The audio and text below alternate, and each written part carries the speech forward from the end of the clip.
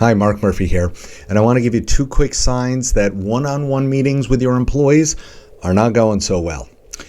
Okay, first, one-on-one meetings with employees should be the backbone of every employee engagement, employee retention kind of effort. They are a vital part of this.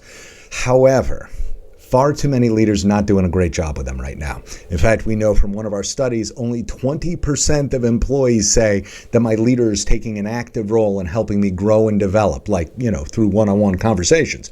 By contrast, 29% of employees say my leader rarely or never is helping me grow and develop. Okay, so we need to be using one-on-one conversations, coaching, mentoring, developing, growing, all of that, to really help drive this issue.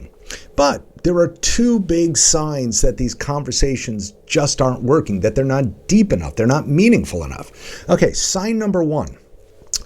You should be hearing about employee frustrations in these conversations. Yes, we're doing growth, we're doing development. When we're having a one-on-one conversation, we really want to focus on helping them grow and develop, reach their full potential. But part of that is understanding not just what motivates this person, what makes them tick, but it's also understanding what demotivates them. Because how are you going to help somebody grow if you don't know exactly what's burning them out, what's frustrating them, what's sucking the life and energy out of them? So warning sign number one is that we're not actually hearing about the frustrations and deep motivations. Now, as you know from some of our training programs and on my books and all the rest, we practice a model we call shoves and tugs. Tugs are the things that tug at you to stay. They're your motivators.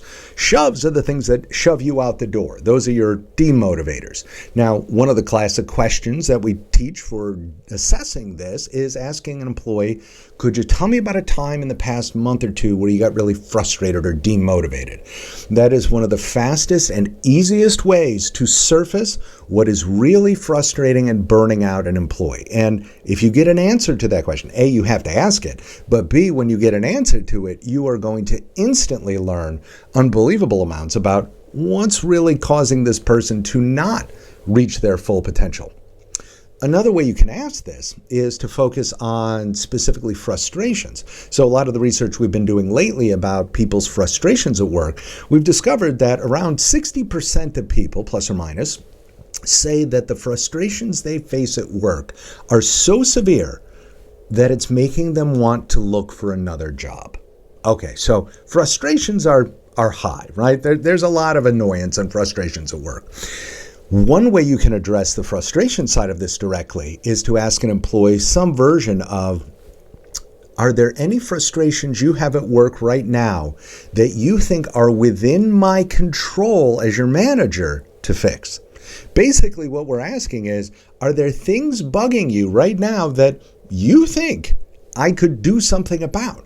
Which is one of the surest, fastest ways to figure out how much is this frustration going to chase somebody out the door. If there's a frustration that they don't think you can do much about, they're a bit more likely to accept that and say, well, okay, that's just kind of part of things right now. But if they have a frustration, a serious frustration that they think you can do something about, and you're not doing something about it, that is going to boil up a lot faster and become a real serious problem in this. So, number one warning sign that your one-on-ones aren't working as well as they should be is we're not surfacing the frustrations that people feel. We're not even asking about the frustrations that people are feeling. Warning sign number two, though, is if we do ask the question, we don't get real answers.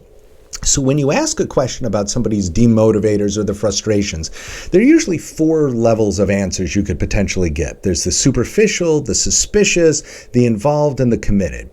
The superficial answer is when somebody says, nah, I don't have any demotivators, no frustrations, everything's good, just perfect. Okay.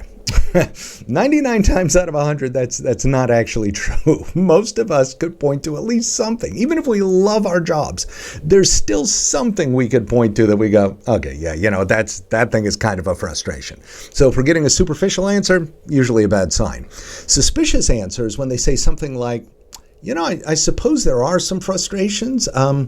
Why do you want to know? which is akin to them saying, what is this going to go on my, permanent record? It's basically saying, yeah, I have frustrations. I'm just not sure I trust you to do something positive with the answer. Then we get to the involved answer, which is when people say, yeah, there's a frustration right now. Well, let me tell you what it is, but it's usually done at a higher level and it usually doesn't involve the manager. The deepest level of sharing frustrations or demotivations is the committed answer when an employee says, you know what? I do have a frustration, and it's this thing that you, as my boss, did last week. Let me tell you specifically what it was that you did that caused me to be so demotivated. That, even though that is one of the scariest answers that a leader can get, it's because they don't realize that that's one of the best answers a leader can get. When an employee trusts you enough to tell you exactly what demotivated them and to even tell you that the thing that demotivated them was you, oh my gosh, this is great. And I know that sounds weird, right? Because we shouldn't want people to be demotivated. Well, people do have demotivators, whether we like it or not. They exist. The key is whether or not they trust us enough as their leaders to actually tell us what they are and share with us openly and candidly so that we could actually fix it. So, what do you do with all of this? Well, number one, you got to be on the lookout for these two warning signs. If you're not asking about frustrations and demotivators, you need to be. Otherwise, it sounds nice that you're having one-on-one conversations, but you're probably not getting anywhere near deep enough in these conversations. And if you're a CEO, an HR executive, etc., you want to make sure that every leader that reports to you is getting deep in these conversations. Second thing is really pay attention to whether you're getting meaningful, deep, and robust answers. If it turns out that a lot of your employees are giving superficial answers, for example, or suspicious answers, you cannot turn around and try and beat a better answer out of them. You have to tell me right this second what's really demotivating you, because the employee's likely to say this conversation right here, this is what's demotivating me. Instead, what you have to do is take the people. If you have 10 employees, for example, at least 2 or 3 of them are going to give you really deep, meaningful, robust answers. Take that. Word will start to spread, so when you do this conversation again next month, now you'll get 3 or 4 or 5 really motivated, deep, robust answers. Do it again the next month, you're going to get up to 6 or 7 really deep, meaningful answers. So it's just going to take a little bit of time to build your way up.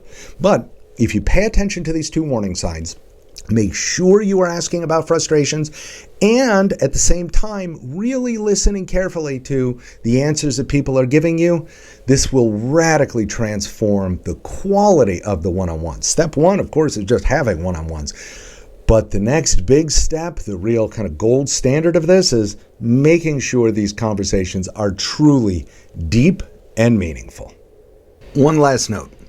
Companies generally hire us to add a little spark to their leadership training and, frankly, give their managers skills that nobody else is teaching them. Whether it's hiring for attitude or managing narcissists or giving tough feedback without making people angry or things like goal setting for greatness, not mediocrity, and all the rest. If you would like to add a little oomph to your organization's leadership training, schedule a call with us. We can give you a quick overview of our training options, whether it's live and in person or online and on demand. No obligation, just a quick chat, and we'll give you some options to consider. I look forward to chatting.